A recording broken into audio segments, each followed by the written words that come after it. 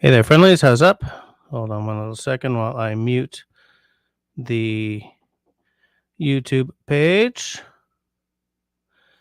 and do this. All right, we're good to go. Hey there, friendlies. How's up? Welcome to the 21st of May episode of my fantabulous live stream. We are on late tonight because it is today, the day that I turned 52 years old. And so I was doing a birthday supper. I had originally planned to do this stream tomorrow at my usual time, but my wife bought me tickets to the football game, by which I mean soccer. So we cannot do the live stream tomorrow because I am not one to miss a soccer game. You know what I'm saying? I hope everyone can hear me. So yes, that's why I set this for 10 o'clock tonight instead of 9. But I still say welcome to the Bevvies, Blades, and Bushcraft live stream where we have bevies. We do have blades, and we may, in fact, at some point tonight, discuss bushcraft. I want to show you guys. You know what? Let's say hi to whoever's in the side chat before we go and blithering on. I'm going to scroll it right on back up to the top and see who's hanging with us. Come on, mouse. 9:44, a quarter to 10. So I'm not that late, actually. David, by the way, hi, David. Welcome to the, you know what? I think I'm missing.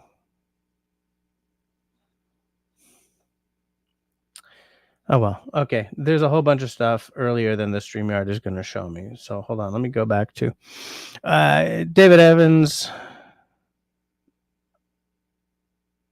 Yeah, I'm neither of these are going all the way back to the first chats for me. But anyways, David said something about the kind that can fly. I have no idea what he's talking about. Peanut Trucker said Jess is going to be way behind in chat tonight. I think so because there's a lot.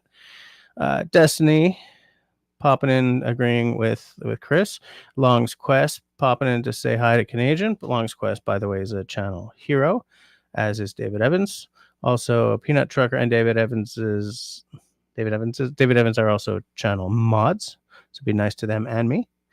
David is asking Destiny, what about 96 acres near Smiths Falls? Looks nice on paper. I used to know a guy from Smiths Falls. Peanut Trucker doing the God's good work by saying to everyone, don't forget to hit the birthday boy thumbs up. Boom. So much.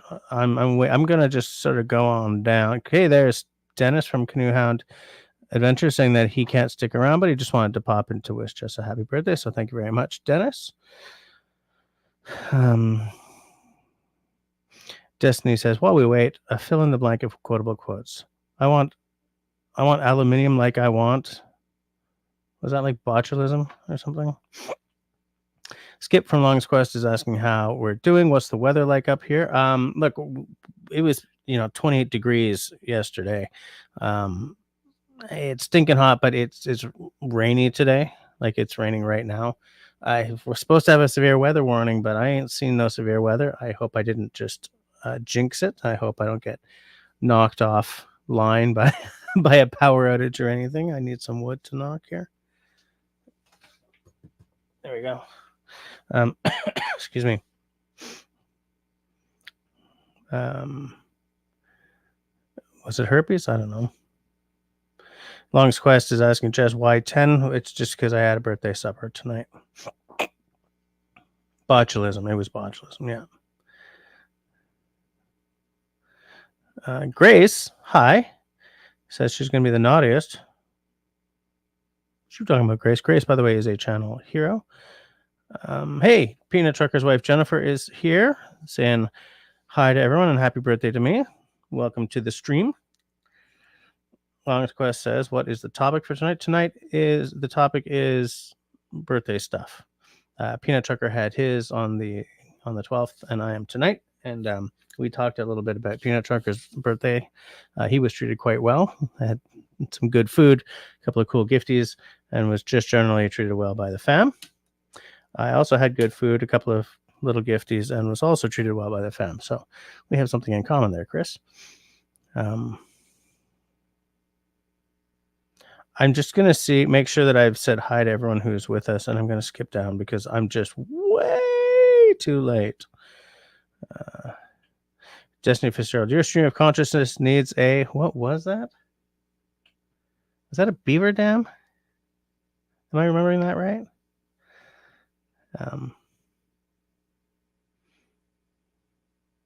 Longswell says, 7 thumbs up and no show. Dang, well, I did say I was going to be late. This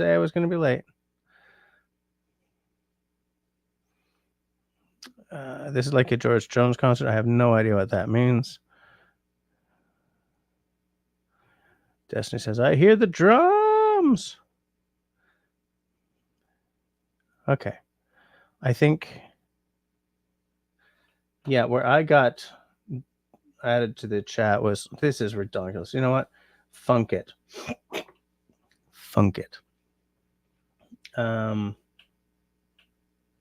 David says, this is what I'm skipping to. The wild loons on our lake are vocal tonight. That must be amazing. I love the sound of loons.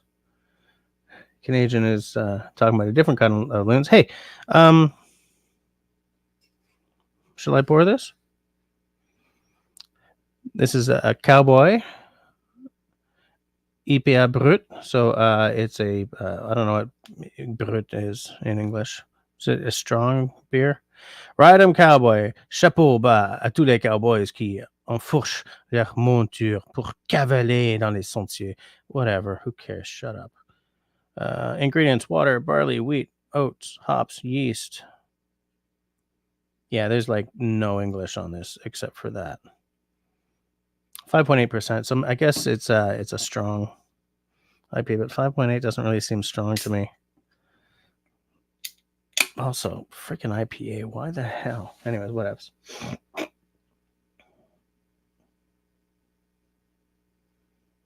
I'm just trying to get. Hey, look at that. Russell popping in at what time? Yeah, 9:49. Prices for landlocked, undeveloped properties are crazy around here. I was about to pour that into a Glencairn. Let's get that up. Pop it up, pop it in. Was it? Pump it up, pack it in. Let me begin. Do I have that right? Pump it up, Chris. Did I blow that pour? That looks like I blew. It's hard to tell. I can't see through this glass whether or not I blew the pour. So I'm just going to let it sit there.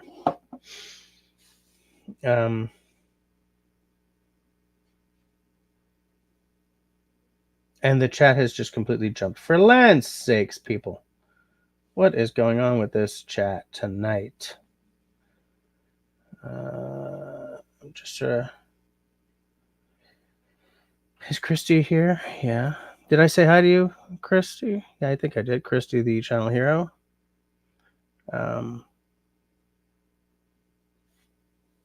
This is like a George Jones. Oh my God, this is so boring. Okay, there we go. I think I'm sort of caught up. Mark Davidson popping in. Why did I have a timer on? Stop it. Country Boy is saying happy birthday, young fella. It's funny. Peanut Trucker letting me know that you guys can hear me. David Evans, does Montreal have a soccer team? Yes, it used to be called the Montreal Impact, but now it's called the Montreal Football Club. That's the unofficial name because the official name is Club de Foot de Montréal. But of course, anyone who has two brain cells to rub together would know what Club Foot is. It was the stupidest rebrand ever. Why they couldn't have just remained the Montreal Impact is totally beyond me. But yeah, it's a Major League Soccer team. Soccer. Who we've seen several times. Hey, there's Carol. How's it going? And I'm going to refresh my page to see how many thumbs ups I have. That stupid refresh bugs me. 18 watching, 17 thumbs up. So that's all right. That's fine. I'm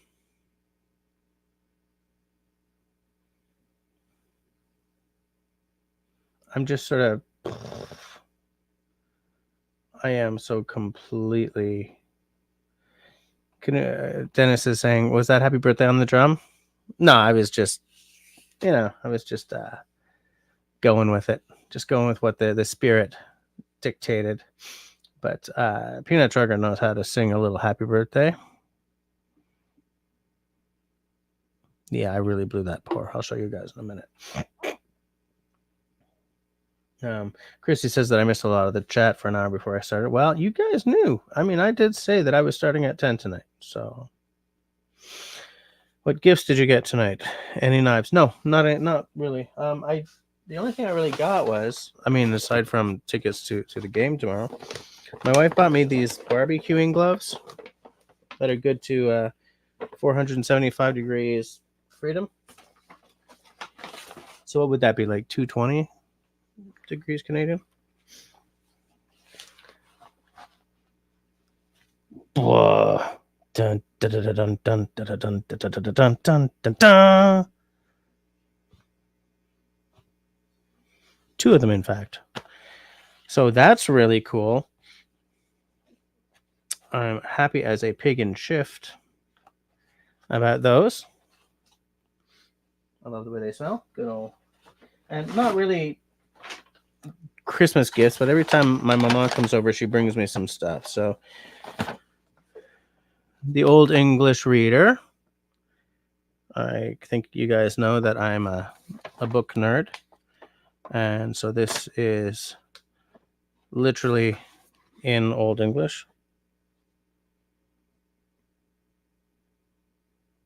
which I'm very bad at, but it has a glossary at the back for words that I don't recognize.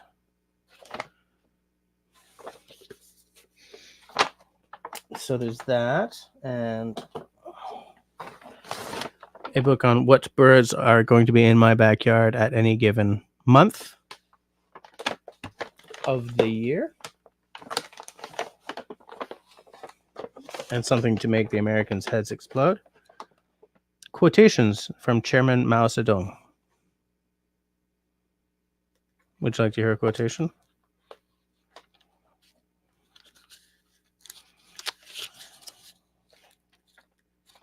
Such a bratly little book. Hold on. Let me find something good and short, much like the book.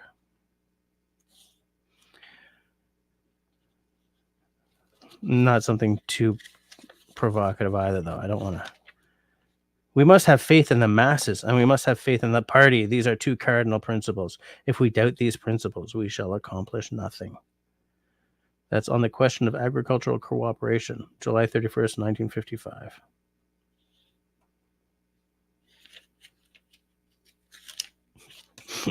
It's funny. Funny little book. 2 pairs of gardening gloves. An issue of Canadian Wildlife. And an issue of Canada's history. Tolerance or Tyranny, How the 1774 Quebec Act Shaped North America. So that's pretty much it. I mean, I also got a nice supper, and I bought myself a bourbon, which I will taste because it is as yet unwrapped. No, not unwrapped. It is as yet unopened. All right, let's give this IPA a little tasty poo. You guys know that IPA makes me dry heave, but whatever. I'm going to be optimistic tonight.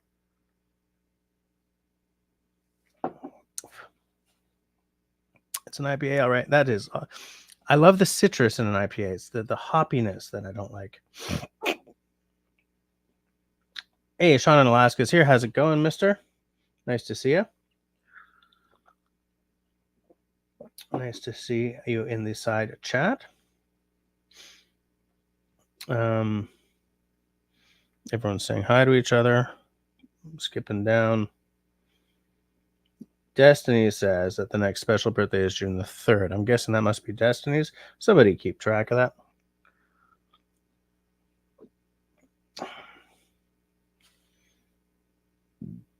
David says to Sean in Alaska, you should get a lot of clams, much better than crabs. I missed that episode.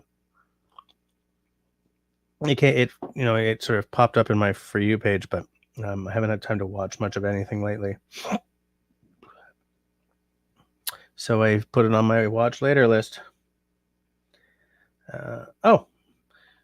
Hey, Jim, forgot to say happy birthday when I popped on. Happy birthday. Thank you very much.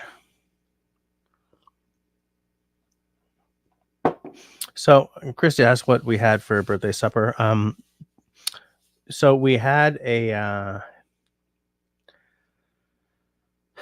some barbecue, of course, some barbecued veggies,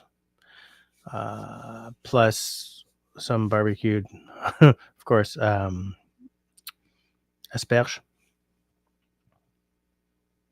asparagus, and some sausages from the high-end butcher down the street from us.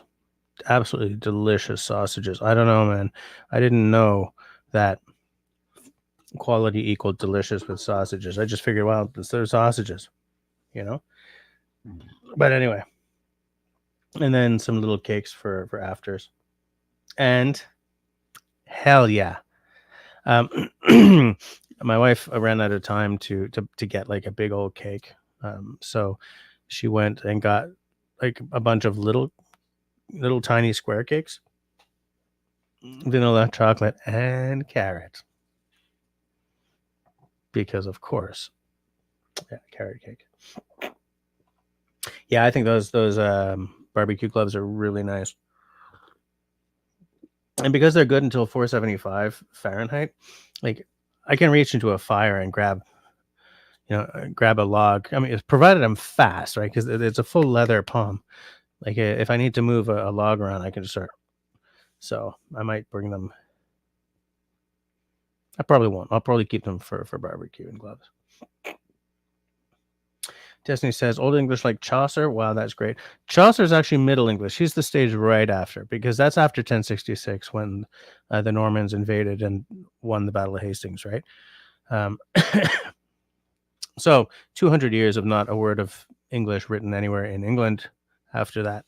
And then when you get to Chaucer, English is kind of between Old English and, like, say, early modern English, which is when Shakespeare was writing. Like, it looked like really archaic English, whereas Old English looks like something straight up Germanic, because it was. You could, if you know the rules of it, you can tell that it's related to like Swedish and Danish and Frisian. Skip is back. Did you answer all of your questions? I answered some, but you're just gonna have to listen back. Hey, look at what David did. Happy birthday, $50. Thanks, mister. Chris is suitably impressed, as is Destiny. Skip is saying happy birthday to me. Thank you very much. It's nice to be finishing off my birthday with you guys. Country Boy says, are we donating to the canoe fund? Shite. You know what I just thought of? Hold on, people. Just like give me 1 second. Yeah, I know I've did my phone will piss off. I just have to check one thing. Have I done? Give me like 40 seconds, okay? Jag skriver ett personligt brev. Glasen är tomma. Den snygga modellen talar svenska. Min fasta är en modern kvinna. Sorry guys. En ovanlig fågel. En. Utmärkt. Hon är rik och berömd. Han är en privatman. Min bror kommer sist. That's my brother comes last. Han har en jättestor hund. She has a very large dog. Okay, sorry guys, I just had to make sure I didn't lose my my streak here. I'm at 1,071 days. And because I usually finish these live streams at 11, it's like, oh, I didn't do it today. It's okay. I'll take 15 minutes now because it's not midnight yet. So sorry about that. I don't really like doing that in front of people, but I really didn't want to lose my streak. I did not have time today. Yeah, so we're donating to the Canoe Fund. David's like, whatever he wants, it's his birthday. Russell, what is your favorite birthday dinner? Well, actually, that's an excellent question, Russell. Oh, look at you, country boy. Thank you very much. Thank you very much, guys. I will drink to David and country boy.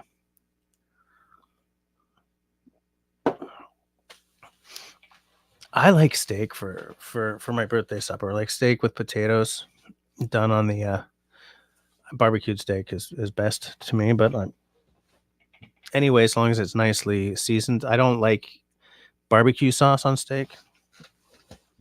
Yeah, with some barbecued veggies and some potatoes.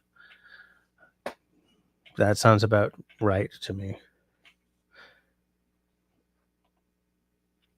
Look who's here. Beto, how's it going? He's wishing me a happy birthday. Thank you very much.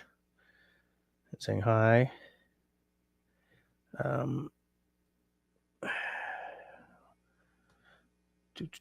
just sort of everyone's saying hi to each other and wowing to oh, for land's sakes, look at that. Hi, Susie. $51. Thanks a lot. Thank you very much, guys. So I'll drink to Susie Q as well.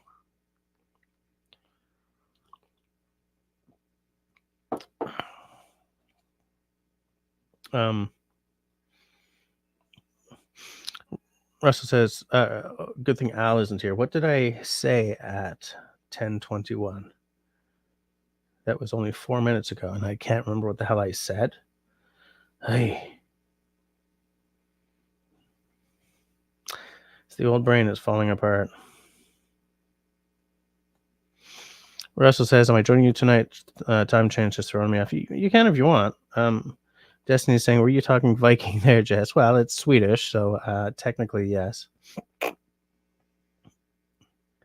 Sounds German. Well, they're related. They're both Germanic languages, but like Swedish and Norwegian and like Icelandic and Frisian and English are all North Germanic, whereas like German and Dutch are it's a different branch.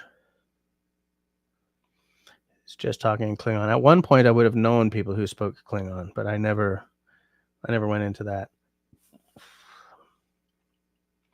We need a close catch. Yeah, no, sorry. I don't like doing that in front of people, but I didn't want to lose my streak. Steve Grounds in the house saying happy birthday, dude. Thank you very much, mister. How are you doing tonight? Oh, Destiny's favorite birthday dinner is Chinese food. That's legit. We do like Chinese around here. Kristen likes king crab legs. Very classy. Very, very upper crust of you.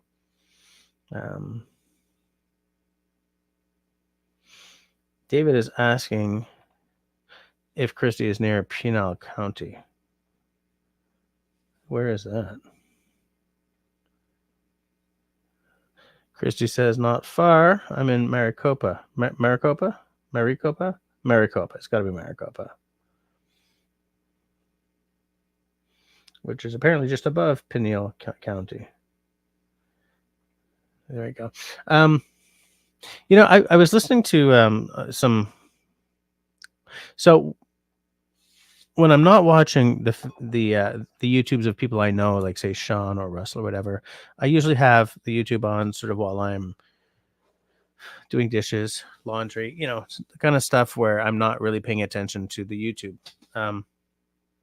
But yesterday, something sort of popped up. It was this Scottish guy who does a lot of, you know, discovering Canadian stuff, which it's crazy how much of the internet is, you know, American guy discovers Canadian heritage minutes, or Scottish guy discovers Canadian snacks, or whatever. Anyway, this guy was discovering the Canadian Railroad Trilogy by Gordon Lightfoot. And he was all, this is the second Gordon Lightfoot song I've done. I've become quite a fan, and I've been told that I've got to watch this. And he watched it. And that song is 7 minutes long. But it's like the pinnacle of Canadiana. I mean, there's a couple of like Tragically Hip songs that you could sort of put up there, like Wheat Kings and stuff like that. But what I was wondering is there a song to Americans that is as some of you have probably never heard Canadian Railroad Trilogy, although Gordon Lightfoot was pretty big in the States too. You know how I often say that the canoe is to Canada what the covered wagon is to the United States? Musically, Canadian Railroad Trilogy is kind of the same. It's a central piece of our pop culture. And is there an American song that is that central? I'm not asking this right, but I don't know how to ask it because the concept in my head is very nebulous.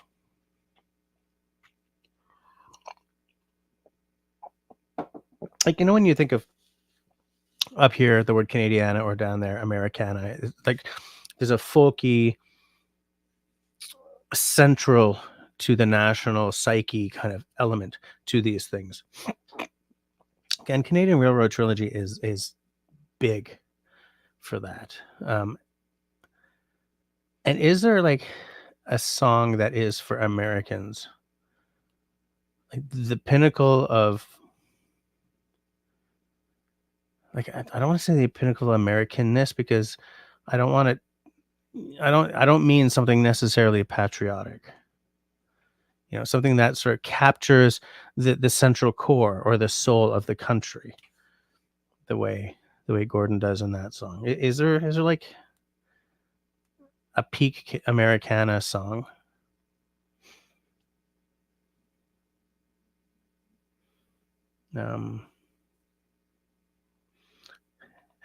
Connaissez-vous les Klingons? Yeah, yes, I know the Klingons. I know them well. Russell says, my 3 favorite dinners to order in: sushi, Chinese, and pizza.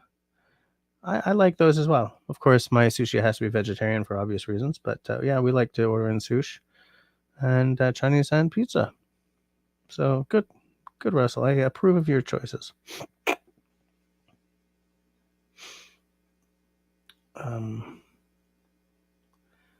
Okay, Sheriff Mark Lamb, I don't know. What is it? Fridays with Frank? Don't know it. So he's the sheriff? Okay. Hey, look what Christy did. Look at that. Happy birthday from Christy and Steve. Thanks, guys. Thanks very much. I will now drink to Christy and Steve. I feel that this glass is losing its paint job here, which is too bad because it's a $30 glass. No, I don't mean that. I don't mean like the national anthem. I mean, like, is there because I've been trying to think of that, because like a lot of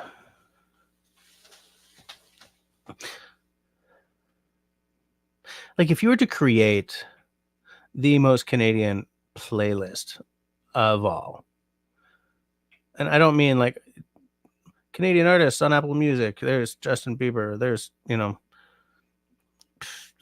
Morissette. I mean, if you were to put together like Canadiana songs, right? Black Fly song, that's old time. Canadian Railroad Trilogy, Wheat Kings, maybe not Nautical Disaster, maybe not. Hallelujah, right, by Leonard Cohen. Suzanne by Leonard Cohen. Maybe The Partisan. No, that one didn't become big enough. Stuff like that. That isn't patriotic numbers, but it's the kind of things where if you hear it, it resonates with a familiarity.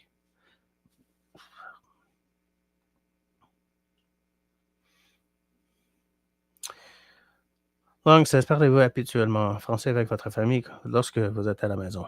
That depends. That absolutely depends. My wife is francophone. My 2 kids are absolutely bilingual. Um, and it just it depends. You know, we like to. What we've tried to do is I speak only in English. The madame speaks only in French, so that the kids like they separate it when they're talking to mama. They speak in French, and when they speak to me, they speak in English, and that is very useful in terms of creating kids who don't have to think to translate, who just go, and that's worked out well. But now that they're both sort of now that both kids are are well seated in being bilingual, it kind of depends. We go with the flow. Lee Greenwood, I'm coming to America. You know what? I'm going to take notes because I'm going to want to go and listen to these songs later and see if. So I'm going to write Lee Greenwood.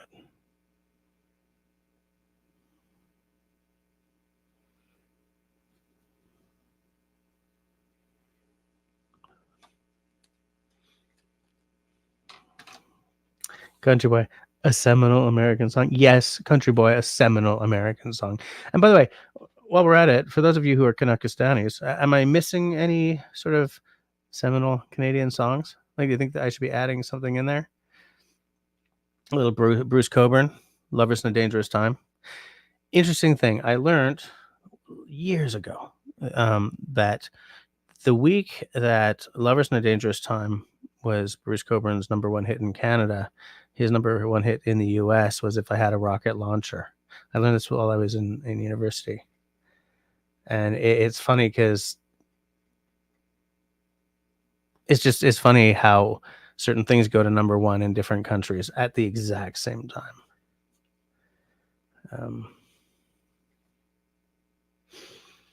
Jennifer says America the Beautiful by Ray Charles. I think I know that one actually.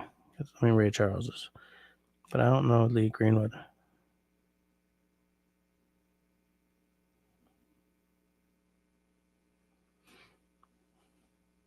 But like with Wheat Kings, when we sing, when we do that number in the bar, there are certain lyrics that resonate with people, you know.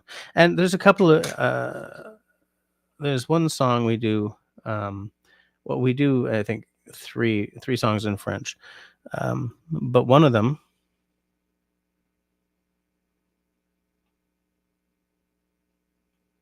Crumbs.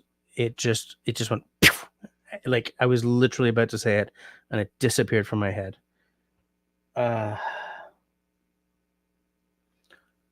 now like all the lyrics are gone too, so I can't even. Like another song we do is just went pluck, you know, and push the other one out of my head, and now I can't get it back. It's a song by what's it called? Come back to me, baby. Come on, come on, come on.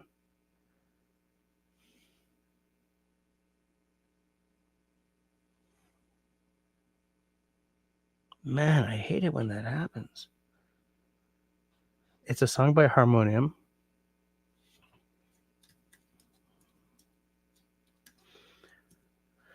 I'm gonna have to freaking. I'm gonna have to look this up. I'm gonna have to look this up. I'm gonna have to look up the name of a song that we play on the regular. That is really, really bugging me. Harmonium was a Quebec progressive rock band formed in 1972 in Montreal. But why do I have to look up this song that we play?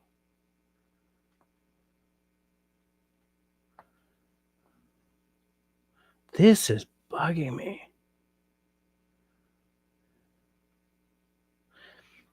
Okay, it was on their first album. It was on Harmonium in 74. Right? Wasn't it? Harmonium? Si doucement, no? Because maybe it's not. Guys, I'm sorry, but this is really bugging me because, like,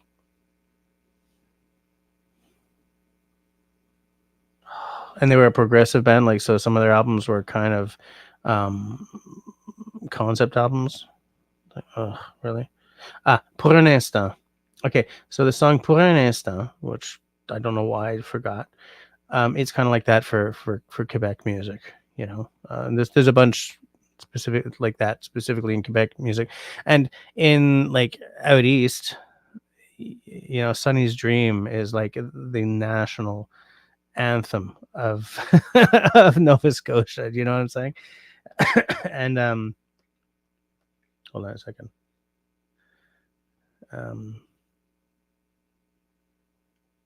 Chrissy says, "Don't you mean Hallelujah by Russell Lozon?" That's a good number, though. Toby Keith, Angry American. Yeah, Grace, John Denver's Country Roads. Absolutely. Yeah. Yeah, I get that. I get that. Raspberry Russell says, I'm envious of people who grew up speaking two languages, but I can't imagine how they think. Just ask your oldest daughter what language she thinks in. I did ask her that, and she didn't understand the question. She was younger, though. She was younger. I'll ask her again now that she's older, and I'll see what she says, and I'll come back to you. Yeah, so John Denver Country Roads. I get that. Are we still online? Yes. Okay. Sorry, everything just sort of blinky for a second there. Anything from the hip? Yeah, I guess you're right. I would say some songs more than others, but yeah, because I'm thinking, you know, like in Wheat Kings, that line about was it lined with the pictures of our parents' prime ministers, right? Talking about a school hallway. When we play this song, that's one of the lines that everybody sings. Even people who are sitting there and talking to each other, they turn and they sing that at us. You know, was it Breaking Story on this CBC? That whole thing, you know, from that to we always knew he'd go free. Everyone sings that. You know, these are specific lyrics that seem to resonate. But yeah, Country Roads is an excellent one for the States. I'm sure of it. Shawnee was able to use some of her preps tonight. They lost power for 3 hours. Cool. I like it. Keeping them preps, keeping in practice. I mean, I don't like that you lost power for 3 hours. But since I've got those lanterns from a couple of you guys, it's like, come on, power. Go out. Go out. Yeah. Oh, the power went out. Oh, I have to use my fancy lanterns. David Evans says the Sound is Ireland, the Canadian version. Fair enough, yeah. It's an old-time folky. Sure. Peanut Trucker's wife says there's tons of songs that talk about locations, like Georgia on My Mind, which is a great song. Sweet Home Alabama. Yeah. But the entire country is hard. Yeah, and you guys aren't really sold the same idea of country as we are, right? Because the states loom larger in your heads than the provinces do here. I mean, Quebec and Alberta notwithstanding, right? Because they both have this sort of synthetic sense of self. But like we are constantly being handed this idea of, you know, from coast to coast to coast, you know, everything Canadian starts with a fisherman on one side, transitions through old buildings in Quebec, CN Tower in Ontario, maybe Highland dancers in Prince Edward County, right? Fields of wheat, mountains, and then rugged coastline. Like everything goes across the country. And of course, they throw in like the north somewhere in the middle, somewhere above Alberta kind of thing. And so like sort of the Canadiana is like in Canadian Railroad Trilogy, where they're talking about the railroad connecting the land, you know, opening the West up and everything. Or it's like in Suzanne, where he's talking about the sailors' church in the port of Montreal, or like in the hip songs, Bob Cajun is it's a place,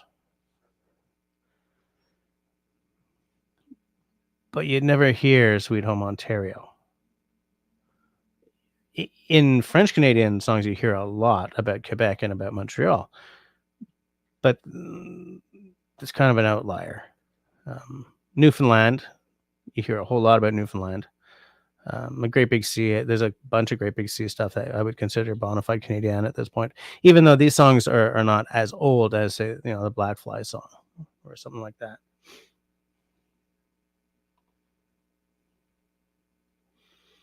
Beachcombers theme song. Somebody find that and post it, because I haven't heard that in years. I used to love that show growing up. I was straight up sad when Bruno Gerussi. Wait, was he the one who died? Yeah, he's gone.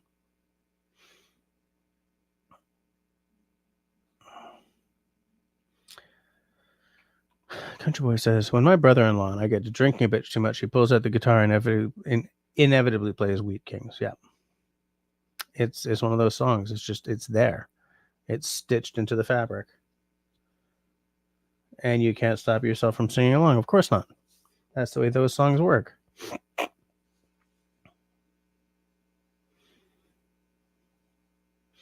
Grace, ask her what language she dreams in. Yeah, I wonder.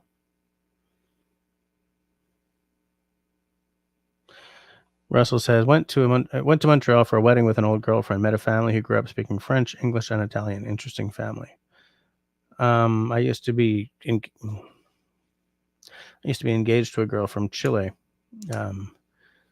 who, I mean, her family had been chased onto the plane by Pinochet's goon squad, but it was an Argentinian Airlines plane, so they had no. So the captain of the plane told the troops to get off, but they spoke mostly French and Spanish, but the kids could speak English as well.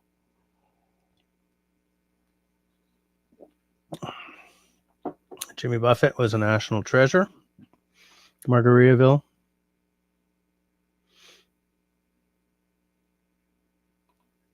Yeah. Sweet Home Alabama.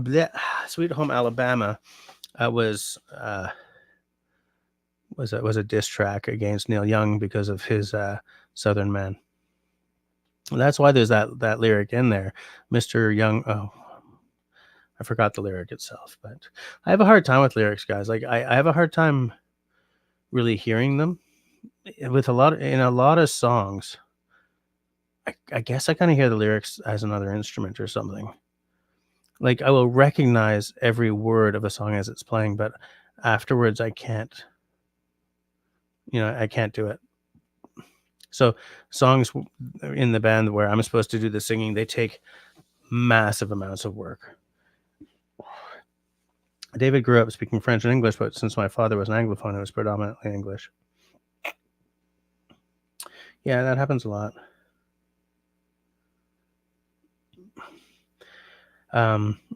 Peanut Trucker says, Canadian is the music man. He knows a lot of songs and plays and sings them. He does know songs. And he does know how to do that playing thing. He does that playing thing with the guitar. Why is this? What the hell going on here? Suddenly windows are all like, you know what? I'm just going to close. Like, no, you're not.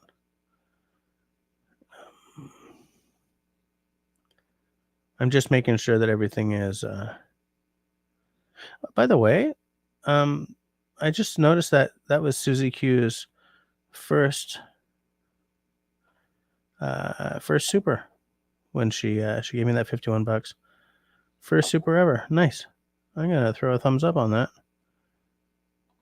Actually, I'm gonna throw a thumbs ups on all the supers, just to show you guys how much effort I'm willing to put into saying thank you. There we go. There we go. Yeah, that's it. Look, here, there it is. Boom. Whoops. That's the lyric. Thanks, Jennifer, for pointing that out.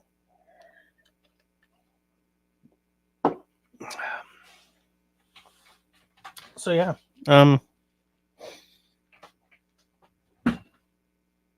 showed you my gifts. I showed you my birthday whiskey. This I don't need to open ahead of time because there's no age statement on it. Grace says, "Yeah, the lyrics are a bit cringy." The thing is, these guys were defending themselves against against a perceived slight against all Southern men, right? It's a touchy thing. A whole lot touchier now than it even was back then, right? Has anyone had this before, by the way? This is the Rabbit Hole Cave Hill Kentucky Straight Bourbon Whiskey. 4-grain triple malt. So that's 4 grains and 3 of them are malted. Does it tell us what? This is French. 70% corn, of course, bourbon. 10% malted wheat, 10% malted barley, and 10% honey malted barley. Never chill filtered, but that doesn't say anything about caramel coloring. I'm going to assume that this is not caramel colored, though, because I believe that you cannot caramel color. You cannot alter the juice in bourbon, if I am correct. I'm just looking for another note on that. Doesn't say anything. But yeah, because this is Kentucky Straight Bourbon Whiskey. Now, is straight the one that has to be a certain age? It has to be 4 years? Or is that bottled in bond? I'm not going to go looking that up right now because I spent all that time staring away from the screen to look up Pour un instant.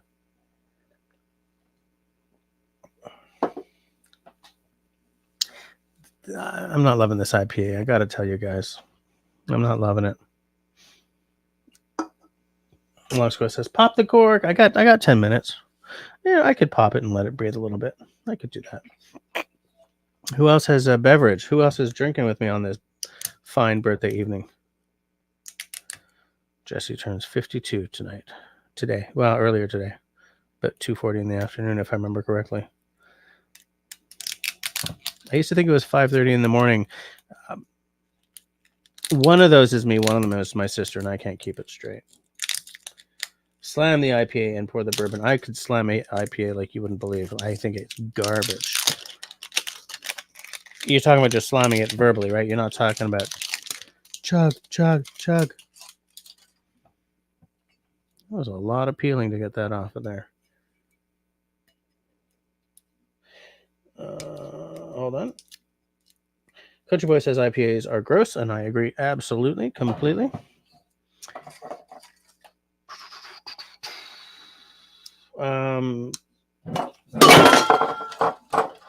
Jennifer is having a Diet Coke.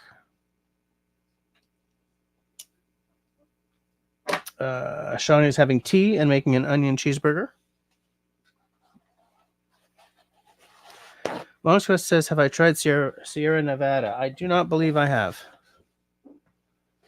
I do not believe I have tried that. Is that an IPA? Because if it is, I probably haven't tried it.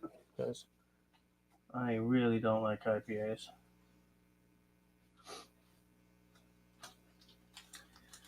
Christy says, doctor's appointment this Friday, so no drinky for me. That is too bad. I hope the doctor's appointment is nothing serious. And if it is, then I hope it gets solved really quick.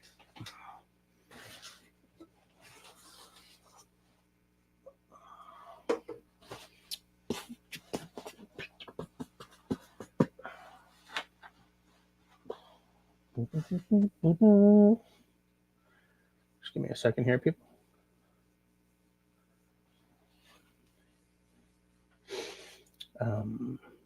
So Christy's having tea right now. Tea is a good drink. I respect that. In fact,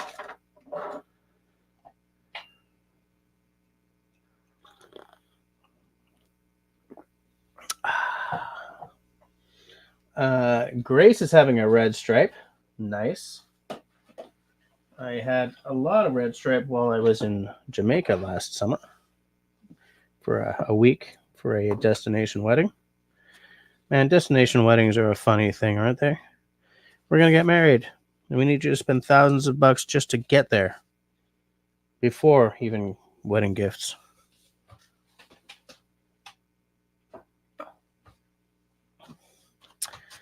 Country Boy is having an old Milwaukee. Chrissy says, no, just a yearly checkup for meds. Boring, thank goodness. Yep, I like it. Boring is good. Boring is fabulous. If you're wondering what I'm doing, I'm wiping up beer that got every damn where just now. But I will be back to my usual enchanting and interesting self very, very soon.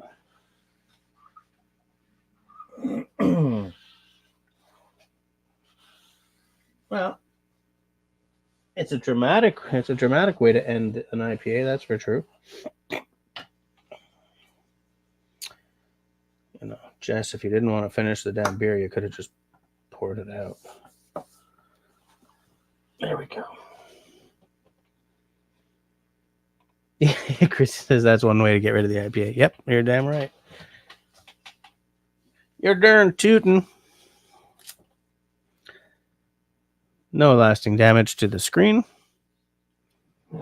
And I hope to the speaker. All right, so let's give this a little poppy.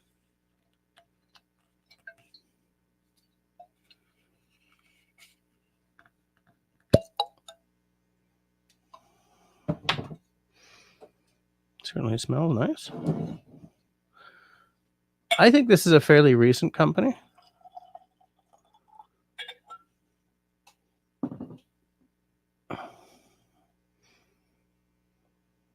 Focus.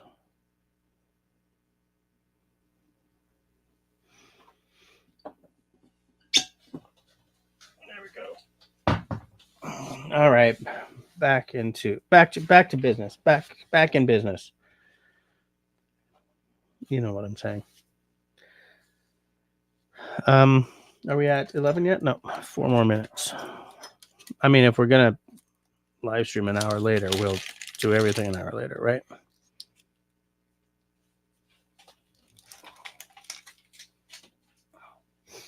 So I'm just gonna let that sit there, and since I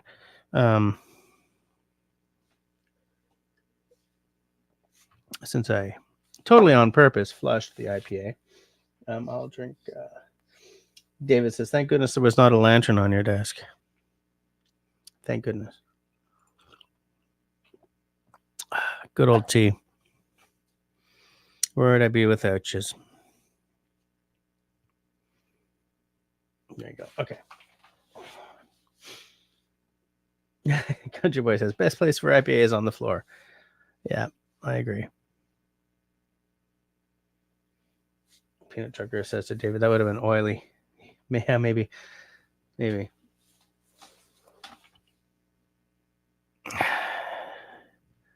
Yeah, I was burning my lanterns during the live stream, wasn't I?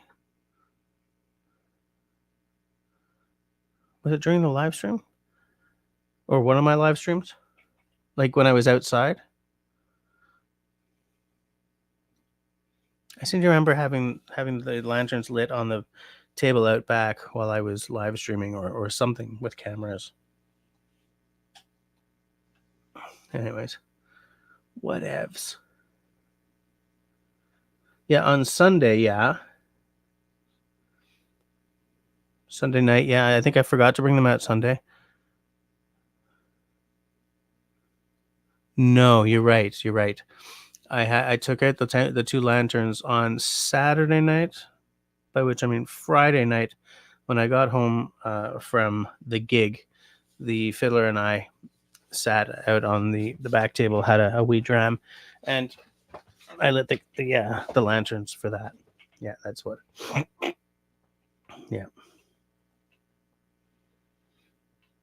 Peanut Trucker says, we need a lantern only live stream. Turn the lights out and do it old school. That would be amazing. That'd be fabulous.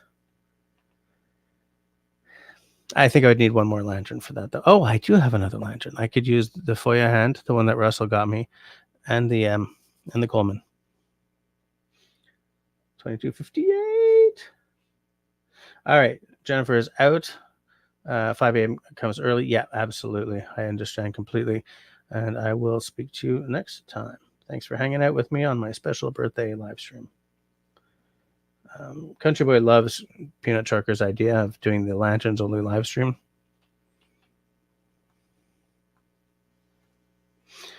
We'd have to do it outside. I just wonder how well my phone would cooperate under that kind of light. I guess there's only one way to find out, right? May everyone say goodnight to Jennifer.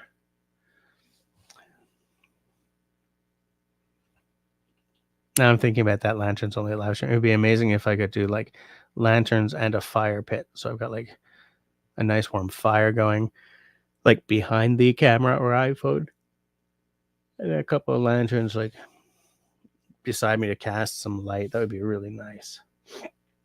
That'd be great.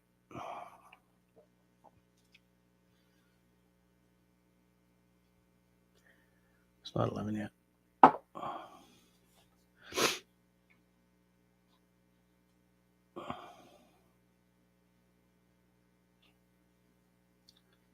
$2,300.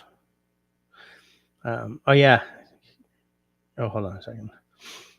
Chrissy says, well, if you did it outside, you can't bring up people's comments unless you bring your whole system out there. Well, what I did, excuse me, what I did for the members only live stream is I brought my laptop so I could see the comments. So like I spoke to the camera in my phone, but I had my laptop here. Because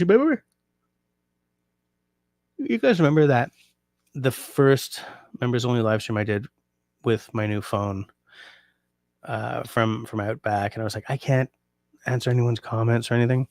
So what I did was I brought out my laptop as well, live streamed from the phone, watched the live stream on my laptop so that I could see people's comments, and that's how I was answering comments, saying, yeah, this blah blah blah blah. It's just there's too much happening on the phone screen if I'm trying to like look at comments and talk to the phone and like trying to tap stuff. Country Boy says it would be like a fireside chat. Yeah, except I wouldn't be able to call it that because Kevin Callan calls his interview series Fireside Whiskey Chats. Okay. Good old bourbon, eh? So I'm getting a peanut thing, which happens with a lot of sweeter bourbons. Very sugary on the nose. I have, by the way, never tried anything by this company. I get a licoricey thing happening, or like anise, touch of menthol maybe, but not disgusting. Not like a pack of smokes. Very caramelly, very butterscotchy. Oh, I don't know. Very woody, very oaky. I love oak.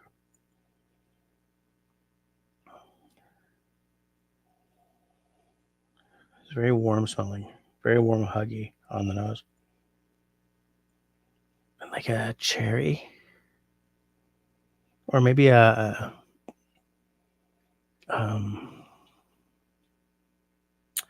a hard cherry candy.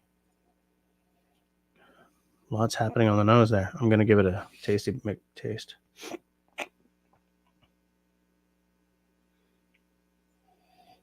Very nice on the nose. Very nice.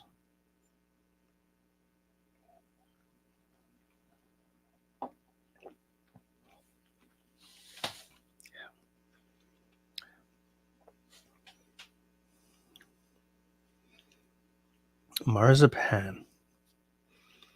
Peanut brittle. Lemon drops.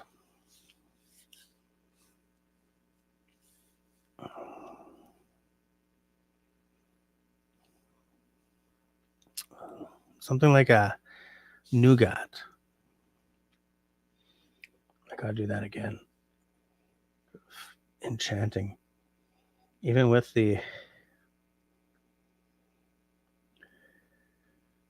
anise thing happening on the nose.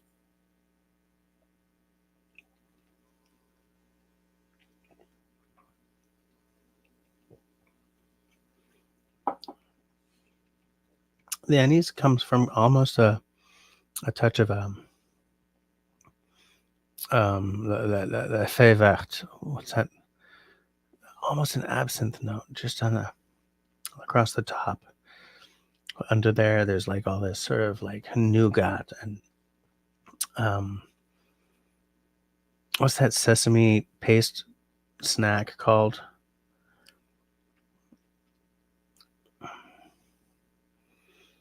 And those candied fruits or fruit candies, depending.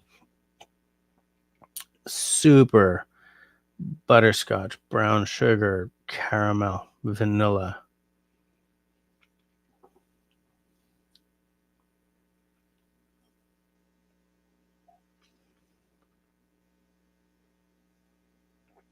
Yep. That was a good purchase. And it's affordable as hell. It's like $47 Canadian. Fireside Lantern chat. No, there's no peat. I mean, it's a bourbon, right? So it's all sweet notes. The Lantern of Fate.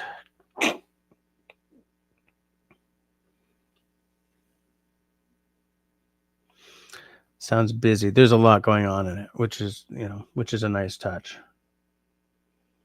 Especially because bourbon is so often so much simpler. It's nice to have a bourbon that's not like a one or two trick pony. Yeah, it's nice.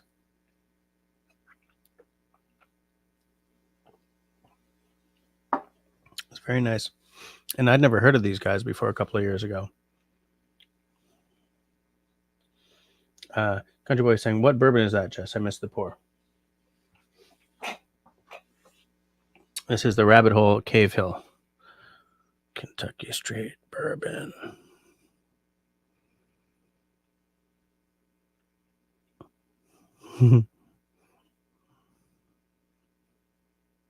Hi. So there it is. This is a 4-grain and triple malt. So that means that there are 4 grains that go into it, and 3 of them are malted. I think I went through it earlier, but I will again. 78% corn, because bourbon has to be above 51% corn to be legally bourbon, I feel. 10% malted wheat, 10% malted barley, and 10% honey malted barley. Whatever the heck honey malting is.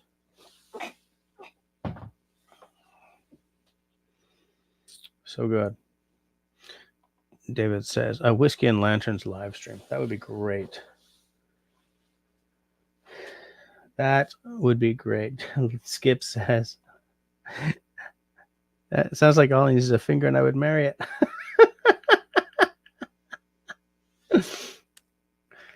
Christy says, sounds possibly a little too sweet for me. Christy, you drink scotch, right? And so bourbon's a different beast. It really is.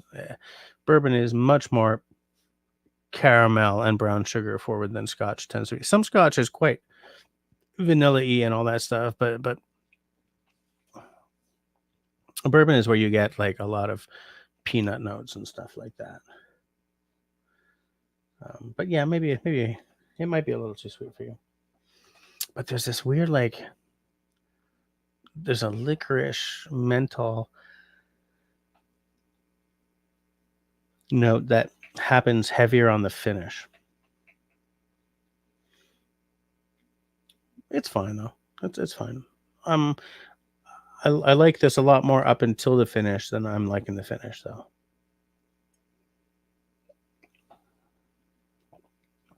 The finish is good and long though.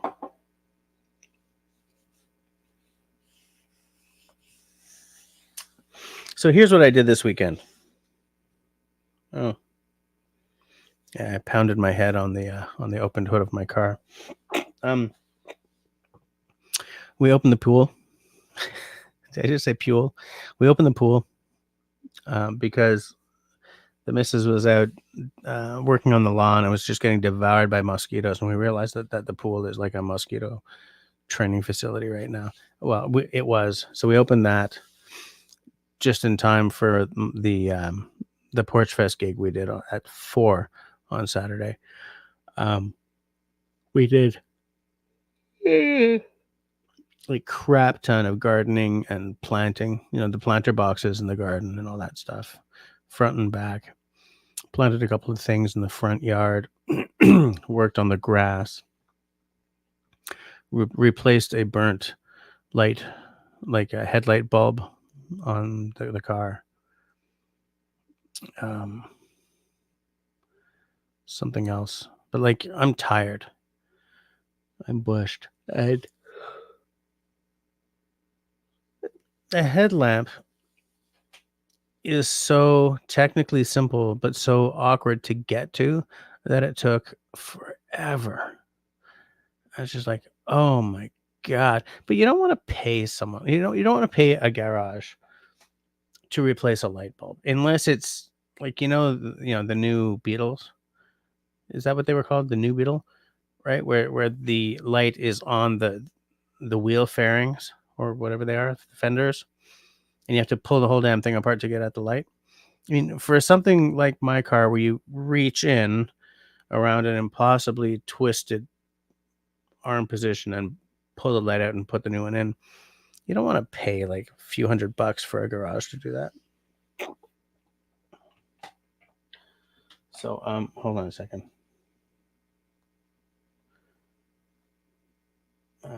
Hold on. Russell says, can you do the pour again for Scott? Okay, hold on. Let me finish it off and then I'll pour again. The thing is, the peanut thing on bourbon is a unique bourbon note, and I find it enchanting because I don't drink a whole lot of bourbon. Country Boy says, check out the price on Rabbit Hole Amberana 12-year-old. Can I even get that in Quebec? SAQ.com. No. I don't want you to see my location.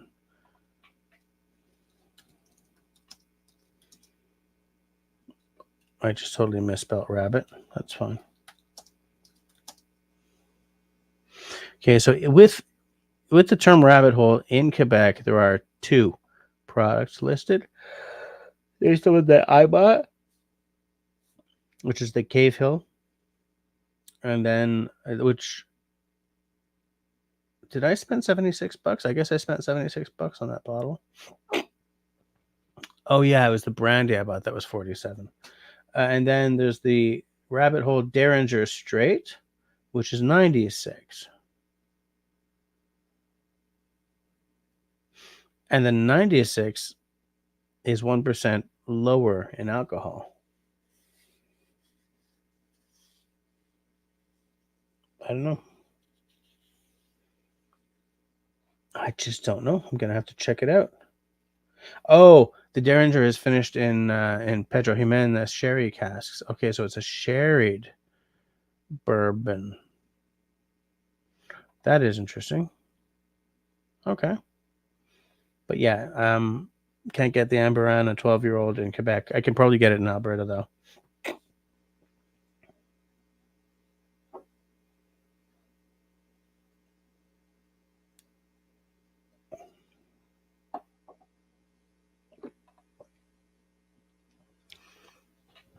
David had to remove the battery.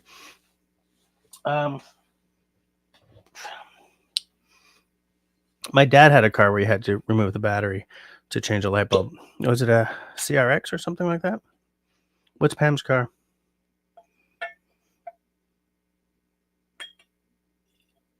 There we go.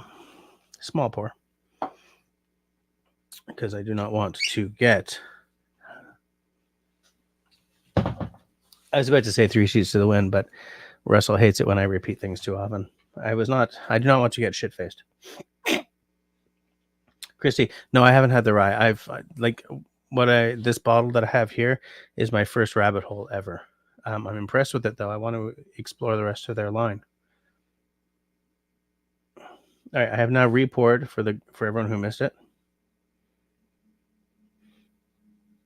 Russell says, on my first car, the whole headlight needs to be replaced, not just the bulb. What, did you get into a fender bender? Russell says, it was a Honda Prelude. Loved that car.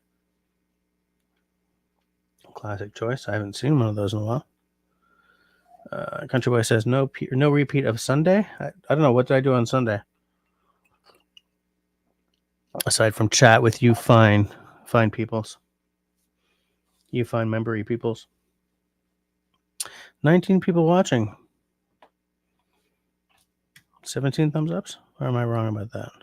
24 thumbs ups. Okay, so some people have been here, dropped a thumb, and then disappeared. David, Hyundai Elantra. No, my dad doesn't drive one of those. But yeah, there are a few cars where the battery is forward, and very often in that kind of situation, you got to take it out in order to change the light bulb. It's a drag.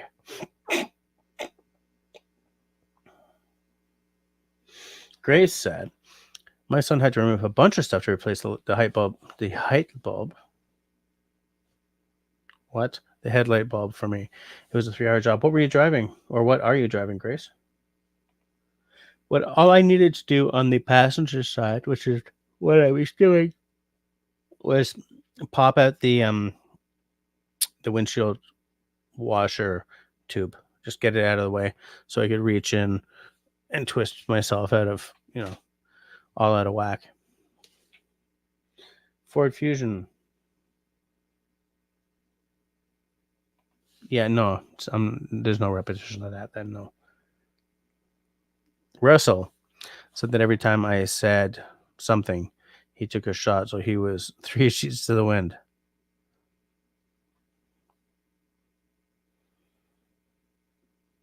Shop on at 500 to do it. That does not surprise me. It's because, look, it's a $17 bulb in Canada, probably a $10 bulb in the States.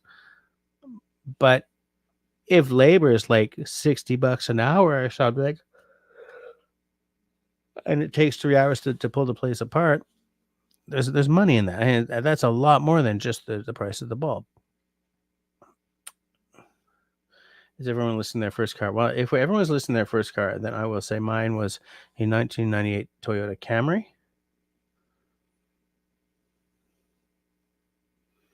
I think that was a Cruise, says Long Squad. And I didn't even buy the Camry. I inherited it when my grandfather died. Did me well for a long time until it rusted out from under me.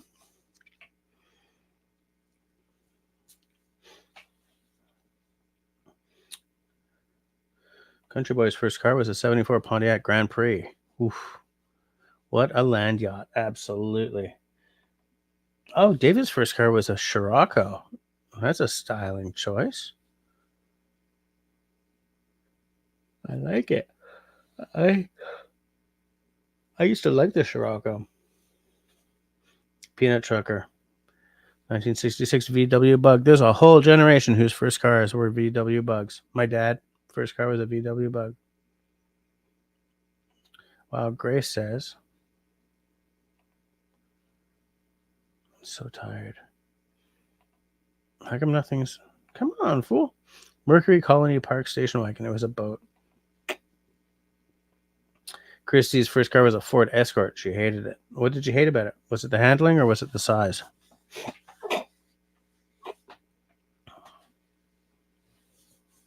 Christy. What did you hate about it? Christy. The handling? The size? The style? The Escort's pretty innocuous on style. Wouldn't really be bad. Ian says, my parents each had a Bug. Yeah. I mean, for a long time, that car was a no-brainer. Of course you'd buy that,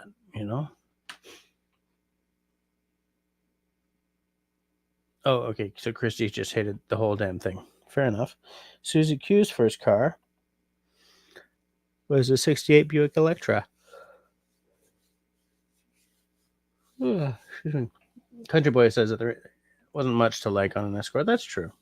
That's true. Except, I mean, they weren't expensive, right? I mean, that's got to count for something. I think that counts for something.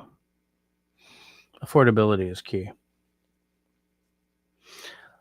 There was a movie that I watched. Oh, it was called All the Real Girls, where one of the lines is, "That's what I like about your wardrobe. It's affordability." Such a good movie, like total indie movie.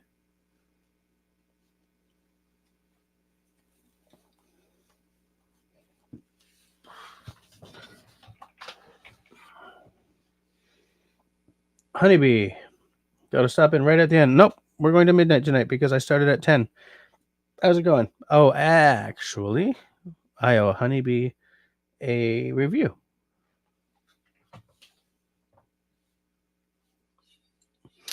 So I popped this open on the live stream. I mean, it's my birthday dram. It's my birthday live stream. The notes are as follows. Very big on the bourbon sort of peanut note. Very big on brown sugar, butterscotch, caramel. And there's like a cherry candy.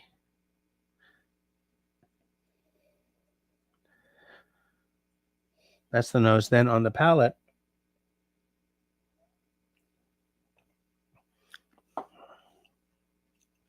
still very nutty. Some marzipan as well. But the cherry candy is joined by a lemon drop. Still very peanutty.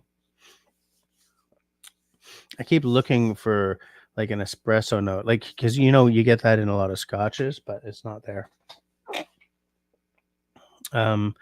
So it was 78 Canadian dollars here in Quebec, and I think it was absolutely worth it. It's on the affordable end. It's a bourbon, but it's pretty damn good, and it's like 78 bucks Canadian. So down there, it's probably like a $50 bottle. Peanut Trucker says, my dad was from Germany, and he loved the bug. He had a lot of them. There's still 166 bug left in my mother's garage in perfect condition. I love that. I absolutely love that. Russell says to Christy, oh my God, my mom owned a Ford Escort. I drove that puny little car everywhere. Oh, okay. Christy says it's 57 there. Yeah. So, I mean, it's not going to break the bank. It's nowhere near the affordability sweet spot. But, I mean, it's not like I have a bourbon back there that was 124 American dollars, right? And I have a hard time seeing that kind of money going on a bourbon. But there you go. It's a unicorn. It's almost impossible to find in some places. And my wife was in New York and walked into a liquor store and said, hey, do you want this? And I said, yeah.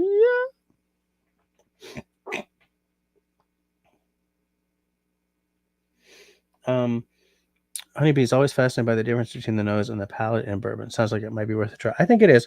Look, it's affordable as hell. No, it's not. That's a stinking lie. Affordable is as hell is like in the $47 range, but it doesn't break the bank. It's worth trying. I say that especially because I know that you like the Aberlour Abuna. They're not the same, but they're in the same ballpark. They're not even in the same ballpark. What I mean is some of the notes are similar enough to remind you of one or the other. Which might just be because neither of them are repeated, right?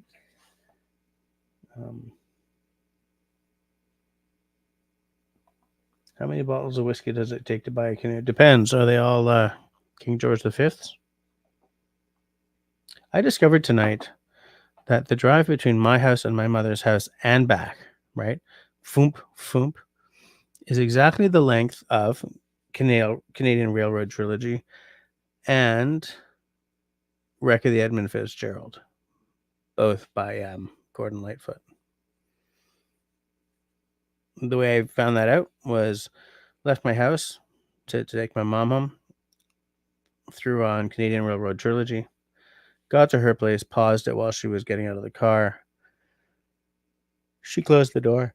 I hit the pause and pulled out into traffic, booted it home, got home, backed into the car park or whatever it's called, the driveway. Looked down and there was still 19 seconds. Like I threw it in park and there were still 19 seconds left of Edmund Fitzgerald. So that just goes to show you that our buddy Gordon wrote some very long songs. Country Boy says, BC liquor stores near me don't carry any rabbit hole bourbons. They didn't used to carry them here at all either. So I don't know what's going on.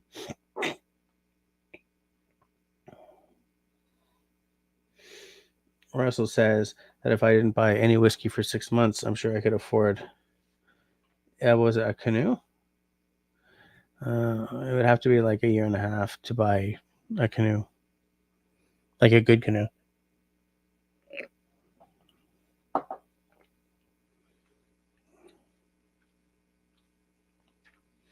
Grace lives 20 minutes from the Rabbit Hole Distillery. I would be over there. Got anything for me to try out?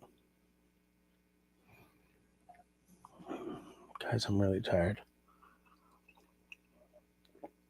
I'm going to do my damnedest to make it to midnight, but I'm really tired. It was a really high octane weekend.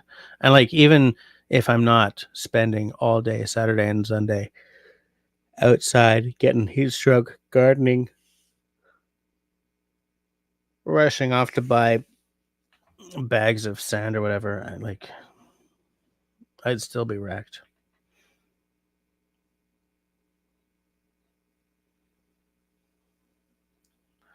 Just taking a look here.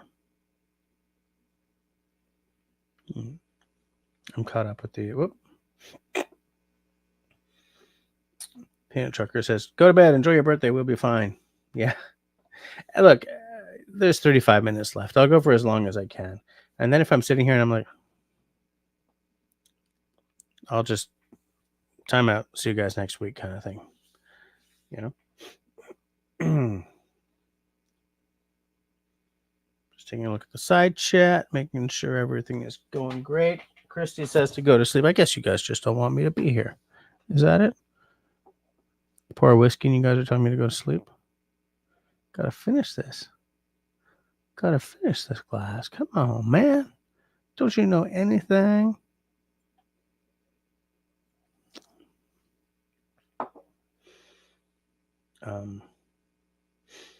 Long's Quest says to Peanut Trucker, 66 bug in perfect condition. Google says up to 75 grand.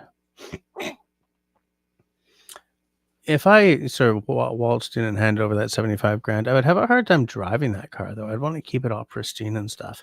And that bugs me because I see myself as an anti-collector. I used to collect many things, and now it's like, nope.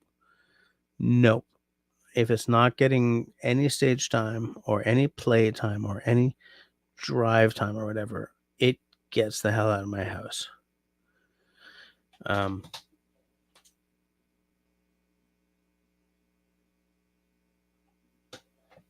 I guess there's a couple of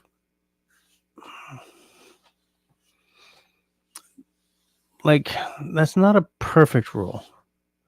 It's a rule I want to live by rather than do live by a 100%. It's still a mess down here, you know? Hold on a sec.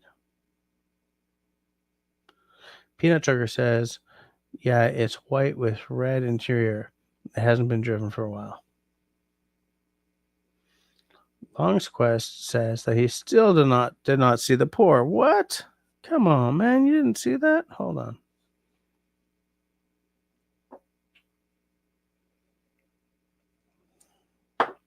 One more small pour. Just for Long's Quest. But then, time out. If you guys make me do one more pour, I'm doing a reading. That cork did not remain. It's okay. It's a little looser than I'd like a cork to be.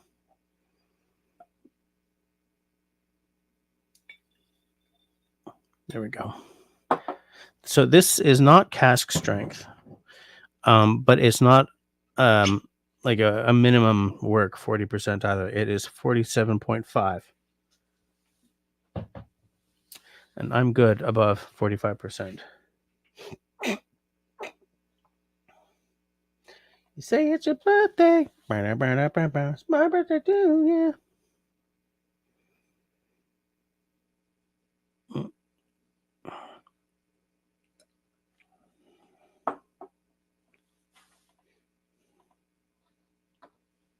So good. So good. I'm just seeing who's still kicking back with me. We've still got 19 people watching. Don't know why. Couldn't figure it. Yep.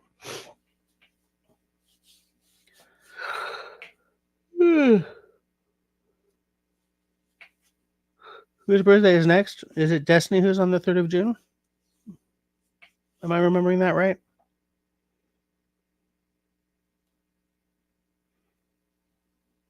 I'm looking through the side chat, but I think I have to scroll up way too much. Just if I'm right, somebody sound off. Oh, David says. There you go. Come on, fool. Right there it is. Forgot to say that the wood stove installer is coming out tomorrow to verify where one can be placed in our living room. Oh, that's exciting. That's going to be great. I mean, I hope he doesn't say it has to be placed somewhere kind of, drag-like, but that's cool. So, David, does that mean you've decided and bought one? Like, am I missing a chunk of our conversation because I've been, like, drinking whiskey? Or have you not pinged me back to say, here's what I'm getting, fool. Check it out and weep. Oh, it's Jennifer on June the 3rd. Okay, Peanut Trucker's wife, Jennifer, is her birthday is on June the 3rd.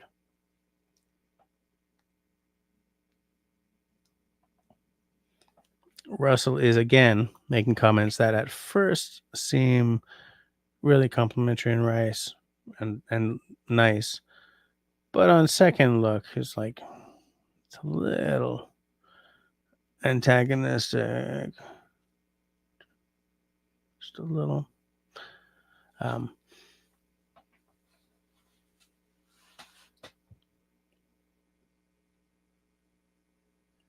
just lost track of where I was.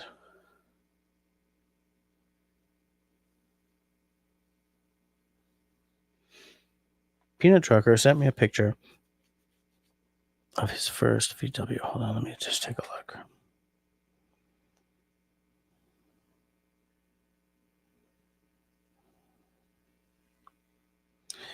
Did you send it through the text message, or did you send it through Messenger, like Facebook Messenger? Because I am, as usual, having trouble finding anything upon this here phone. Messenger for business, not what I need. Chris Hammond sent a photo. There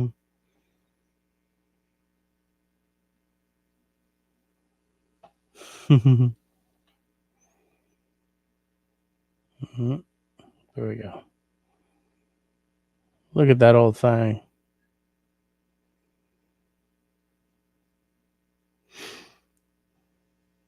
I think it needed a little bit of work, Chris. Just saying, just throwing that out there. David hopes that the stove doesn't go into the garage. Oh.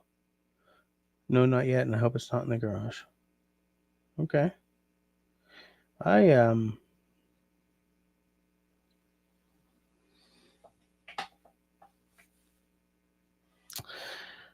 because I can't even dream of putting a wood-burning stove into this house, I've never really looked at them that seriously. Like, I mean, I want the safety element, right? So the pipe going out the top of our camp, our hunting camp, I was like, it's got to be whatever the bloody regulations were for these things.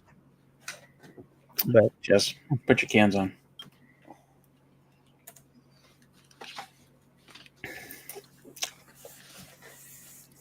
damn it, Russell, I was talking and then I saw you and I've lost what I was going to say. Well, it's something to do with putting a wood stove in Dave's garage. Right. The garage. I had to come in and save this lame ass live stream, by the way. You're just like dying. That's because I'm falling asleep. Hey, Bettina's here. Yes, it is for another 26 minutes. That was like an exceptional level of excitement. Hey, Patina's here. Holy crap. Yeah. Ring the bell. Peanut Trucker says, no, David. No, Volvo dad didn't like them yuppie cars. I had a certain appreciation for the Volvos back in the day, the 80s and the 90s. My sister's husband, Blair, he had a Lada, and he swore by it. He swore by a Lada, not swore at it. No, he swore by it. No. And the thing was a beast. It just never failed. Wow. Okay. Drove forever. Huh. Interesting. I didn't. They still make Ladas? Yeah. Do they? Yeah. Cool. He said. Double checking. Right. Lada.ru. Lada.ru. Really? Yep. Still there. Oh my god. They look a whole crap ton more modern than they used to. Maybe they're better cars now. They look a lot better. That's for sure. Oh wow, that's from 699,900. What symbol is that? Those are rubles. Yeah, damn, that's a lot of money. A lot of money. Okay, do I gotta convert ruble? This is to CAD. Oh wow, 50. A Russian ruble is 0.015 Canadian dollars. Yeah.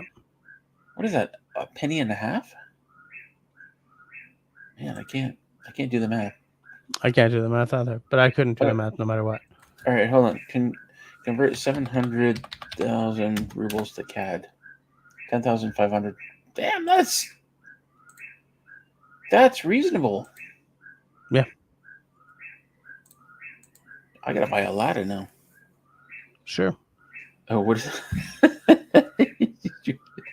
Yeah, the whippoorwills in the at night here are just insane. Okay, so that wasn't the Lada site doing that. That's behind you. Okay. I can't shut them off. Can you kill them with fire? I can. Shh. Hold on. Shut up! That didn't work. I can close that window though. That's fine. Dude, we're only on for another 23 minutes. And then I shall sleep gratefully. This trucker doesn't want to hear him, so. God damn it, trucker, Chris. Penis. Nah. Trucker. And your lot lizard wife there. Come on. Hey, cut it out. Ruble is in toilet. Ruble was already in toilet. Now he's in sewer. Penny and a half per dollar. Yeah, I would say it's in the toilet. All right, Chris. Have yourself a good night. Sleep well. I forgot to ask Chris where he is tonight. I hope you're someplace fabulous, Chris. David Evans is also out. Good night, all. All right, good night, sir. Yeah, this is late. This is, even for me, this is stankin' late. And I stay up pretty freaking late no matter Well, what. we were up this late last week. Were we? Yeah. Good night, Destiny. Bonsoir et bisous.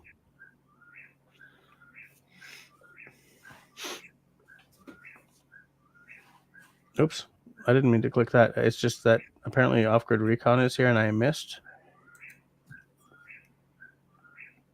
There it is. Okay. Sorry, Off-Grid. I just got to my hotel in South Bend, Indiana. Just checking in. Sorry I missed it. We'll watch it tomorrow. That's fine. That's fine. It's at this time of night, I'm not interesting. So don't feel the need. Yeah, me neither. Yeah. I'm lost in the chat. I don't know where we are. So I don't know. I'm just going to Bettina, how's your oh my gosh, I can't remember his name now. Is it Eric? How's Eric doing? I think it's Eric.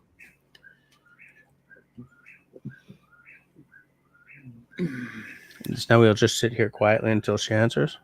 I guess so. I don't know. Okay. Oh, let me ask you this, because it is your birthday. Let's ask the people who chat. Like, we're an older group, of course. So, like, how do you do birthday presents now? Because like if I want something, you know, I like City Girl generally just doesn't go out and buy me things. Like, if there's something I want, then there's something I want, but she's not going to guess at something that I might want, unless it's something small, or she's heard me talk about. Kind of the same here. Yeah. So for the people watching, do you just kind of like buy yourself something, or do you tell your significant other, I really like one of these, if somebody wants to buy me something, or do you do an Amazon wish list? Or here's how I buy for the missus. If she sends me a link about anything throughout the year and says, "This is pretty cool, right? I think I like this," I just buy it. Boom. Because when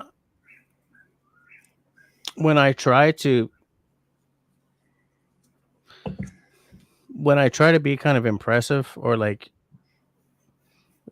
think, put in the effort to think, and I should have just bought what she sent me pictures of. She would inevitably be more pleased by those things than me trying to come up with something. Like, I'm throwing extra work in. I'm reinventing the wheel when she's handing me the secrets. Whenever she sends me something, hey, what do you think of this? I mean, she's not planning it that way. I'm not saying that she's like, passive aggressively telling me what she wants. What I'm saying is, I know that she's interested in those things, so I buy those things. Yeah, passive aggressive isn't quite the right term, but I know what you mean. It is a passive thing. I get it. Yeah. Bettina says Eric is okay. Thanks, by the way. Are you guys healthy now? Like, what? Suzy Q says there are no commercials tonight. That tells me that I forgot to turn on the monetization. Dang it. But then some people made up for that by gifting me money. So I think I'm still in the win category. Yeah, these are good. Hey, Tim Kiki is here. Full moon tonight. Just went into my mood. How you doing, Christy? I like this. Let's go get this for me is what I do. I like that. Absolutely. I generally don't get anything for my birthday, and I'll tell City Girl, look, I don't need anything. I just want to be with you. Right. I never think to hint at my wife things that I would want, especially because I feel kind of awkward about it, because the stuff I kind of want to have is invariably expensive, and so I get kind of bashful about it, even though she makes twice what I make in a year. You know what I'm saying? Like, to me, something that causes me like financial hardship doesn't to her, or wouldn't to her. You know, so it's like I'm embarrassed about. You know, I sure would like these 2 cocktail glasses, but that's $60 US. That does nothing to her. You know, I would love this box of Glencairns, but that's $130. Whatever. I mean, she bought me she bought me this mic for Christmas, for God's sakes. You know how much this mic costs. We've had this conversation. You know?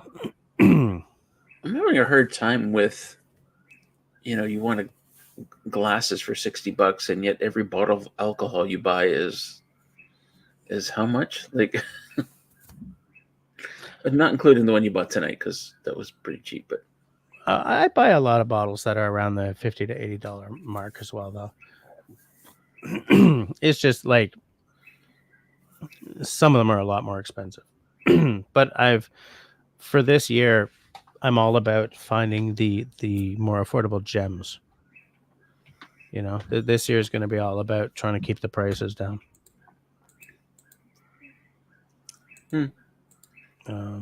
Yeah, that's fair. I love this comment. I told my husband, please don't get me a birthday present. If I want it, I probably already have it. And please don't get me chocolate again. I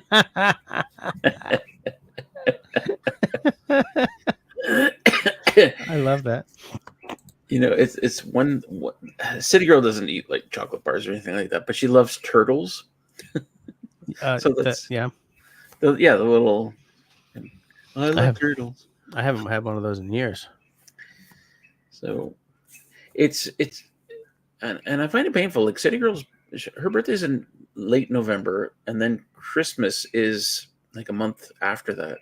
Yeah, it's tough. And so it's not quite like her birthday and Christmas is on the same day, and I feel bad for people who are like that, but yeah. But I feel a real pressure to, like, well, I got to get her something, and more. I got to get twice as many things real soon. Right. I find the whole thing really challenging. Like, I have blown more birthdays than I would care to admit. Your own or your wife's? No, like for other people. Because, like, yeah, okay, I'm going to do this next week. I will get something next. What do you mean it's already next week? You know what I'm saying? Like, stuff like that. I also have a very hard time selecting something for somebody. You know, like, I'll select something and I will buy it and immediately second guess my choice. I'm like, are they going to be mad? You know, are they going to like this? Is this appropriate? And it's like, at one point we were told, all of us were told at one point, unless we had a crap upbringing, that it's the thought that counts. Right? I found this for you. It made me think of you. Here you go. Yeah, that's fabulous. Nowadays, it's like, did I make the right choice? Is she going to be mad at me because I didn't listen to her about something and she doesn't like these? Or is it that she does like these, but she's afraid to? Oh, God. Like, my thought process, like, as soon as I throw down the money or the card and I leave the store and think, I really hope I didn't make a massive mistake there. Which, by the way, is uncharitable to the person I'm buying for as well, right? Assuming that they're going to be pissed off at me if I don't buy the perfect thing. What kind of weird projection or whatever is that? You know? Mm-hmm. It makes no sense to me.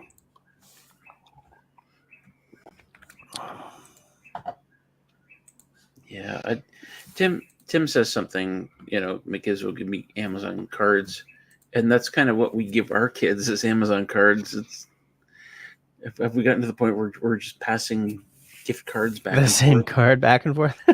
Like, it's that sort of thing is disturbing. Well, yeah, it could be the same card. Yeah. Oh, by the way, Chris, Tim did say that Christy's doing well. Thanks for asking. Yeah, I saw that. Okay. Christy, by the way, also Steve and I did the same thing, and get gifts we both can use, especially at Christmas. Yeah, so maybe like what I would love to receive for my birthday one year is that KitchenAid mixer. Not the one with the tilt top, but the one, so the professional one. I would love that because I love to cook. I love, I love that mixer. But that becomes something for the house. It becomes something that we can both use for creating stuff. She does a lot more baking than I do, for sure. I do a lot more cooking right now. But I just love that damn thing. You say right now, does that mean it's going to change at some point? Well, I mean, at some point she's going to retire. Oh, God. You know, I just love that. It's like, at some point, after all these years of marriage, she'll retire and she'll do a bit more cooking. no, the thing is, look, I don't want to make it sound like, oh, woe is me or anything. It's just the reality is that during the vast parts of the year where she is lucky if she's home by 9, I do the cooking. No, right? I get that part. Which means that I do not feel guilty if I want some high-end cooking implement and I buy the fucker. She's like, do we really need Yes, we need it. And I'm going to tell you why, because it makes me happy. Did you enjoy the lasagna? Well, did you like the better? Did you like the lasagna? We're going to talk about this. If it makes me happy. Well, I need this lasagna knife. My next big, it's not even that big a purchase. It's like an $80 kind of thing. Is I would like I've even mentioned this on this live stream before. I want a molcajete. You know the Mexican volcanic mortar and pestle, like the big honker. Oh, you've only mentioned it like 10 times in the last 2 years. Dying for one. I'm just dying, and I'm not allowed to have one because we don't. She is right. We do not have room for it. But it's like, oh my God, I want one so hard. I want one so bad. Why don't you be like, I need this kitchen drone, A kitchen drone. It's a drone that will help me cook.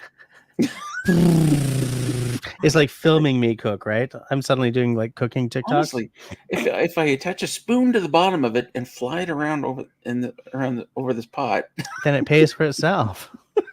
I need this. Do you like your lasagna? Yeah. Come on.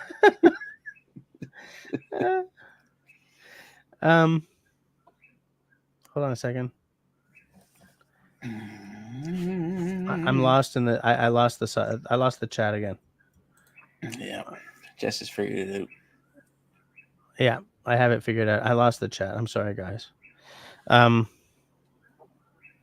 yeah, so I want that KitchenAid thing. I want the molcajete. I don't really want a whole lot more than that because she's right. There's no room in that kitchen. Like if those two things come out, I got to get rid of a couple of things. Well, what do you? Okay, what so you don't have a lot of counter space, or it's just you've got too many? Counter space is at a premium. The cabinets are full. Of stuff, and some of it is stuff we never freaking use. I feel like we need to redesign Jess's kitchen. Our kitchen was expensive, man. Oh well, sorry. You just said that you have a ton of stuff you never use. Yeah, like on countertops, or no, like in the cabinets.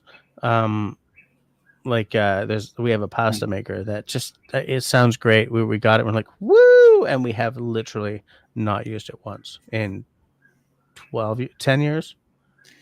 Yeah, I'd love the sounds of a pasta maker too, but that's the thing. I love the sounds of a pasta maker. I would love to, I was like, I am going to make the best pasta, and I haven't freaking used it.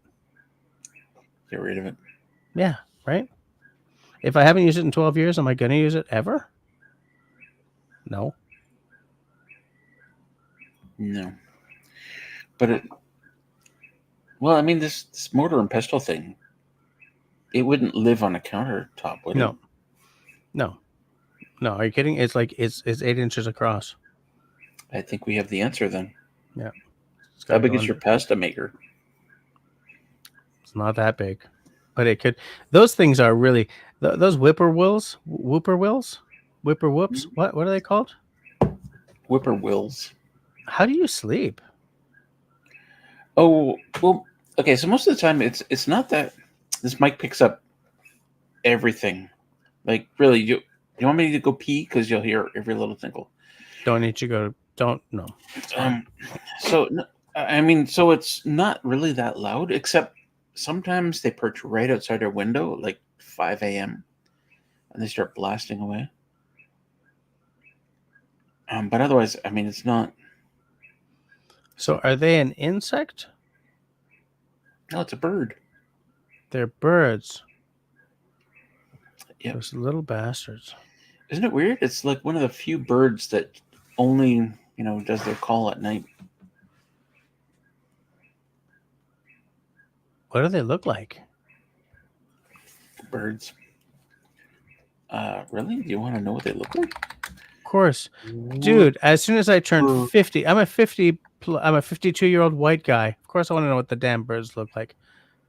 I told you I have 4 bird feeders, right? And I've got like Merlin out there. Oh, I heard something weird. What is that? Yeah, you're damn straight. I want to know what these birds look like. It's the least most interesting bird you've ever seen.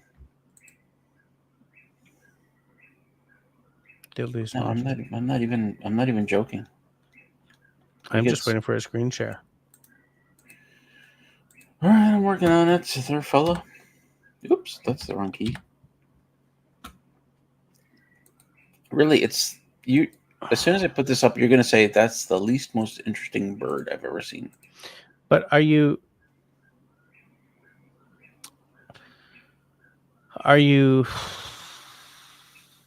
putting more weight on the least or the?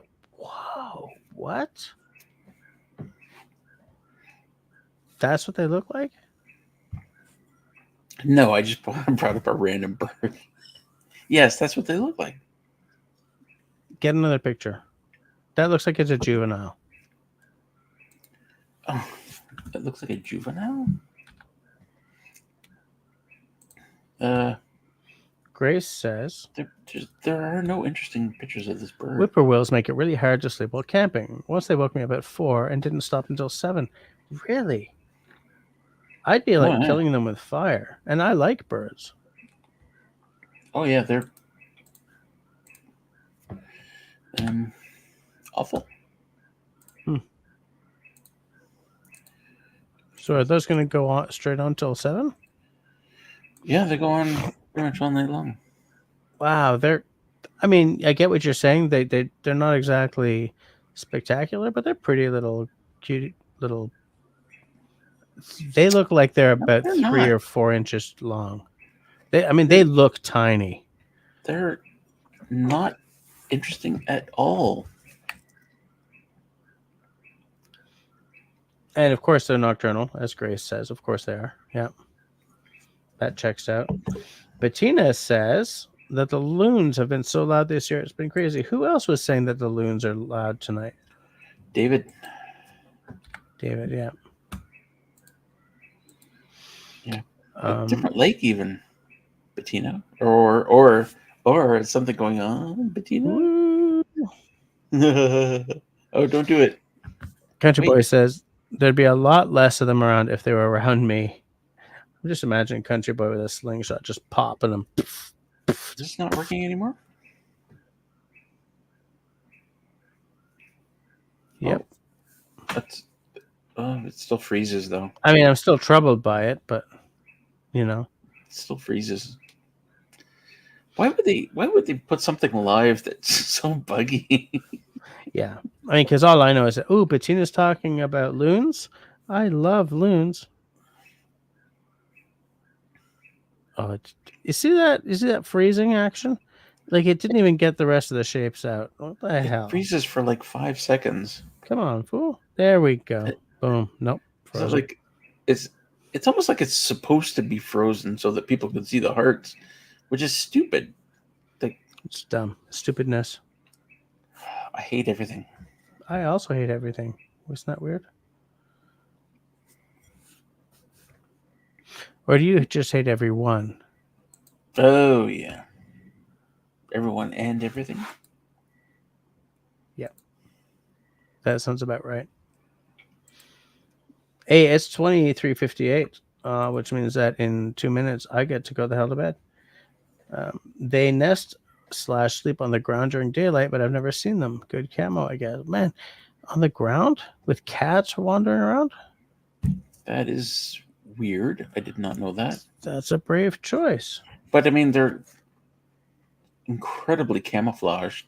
There. It's kind of like grouse. Like you would never see a grouse if it didn't move.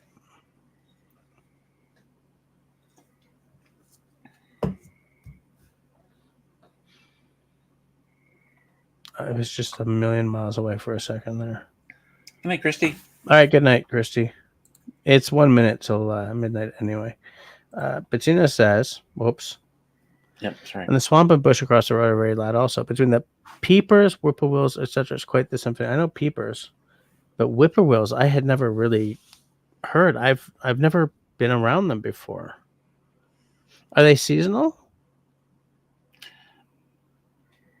Yes, they are definitely seasonal.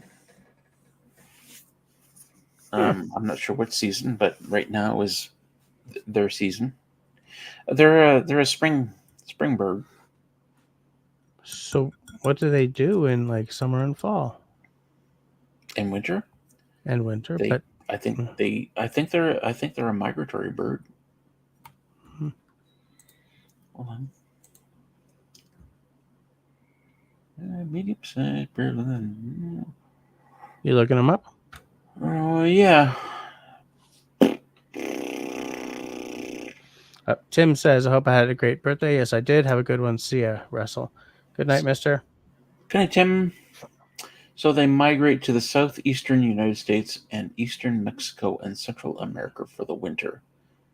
These birds forage at night, catching insects in flight, and normally sleep during the day. Okay. Eastern whippoorwills nest on the ground in shaded locations among dead leaves and usually lay 2 eggs at a time. The bird will commonly remain on the nest until almost stepped on. So they lay their nests on the ground. That seems safe. Good night, He Skip. says sarcastically. Good night, Skip. Bettina says, what the heck would be going on, Russell? Different lakes. The loons have indeed been so amazingly loud this year. Even the geese have been flying over at night honking. It makes my goose answer. You have a goose? How is your goose? Oh, yeah, she's a goose. Totally forgot about that. Oh, okay. It's midnight, folks. Hold on. Bettina says, like killdeer nest on the ground. All right. It's midnight, so we're going to shut this baby down until hopefully next Tuesday. I hope you enjoyed this kind of maybe low-key stream. My birthday live stream. This celebratory birthday live stream. I definitely realized that I should not stream from 10 till midnight if I want to. Just kidding. So anyways, between now and next Tuesday, everybody please stay safe, stay sane, stay healthy, and be kind to one another.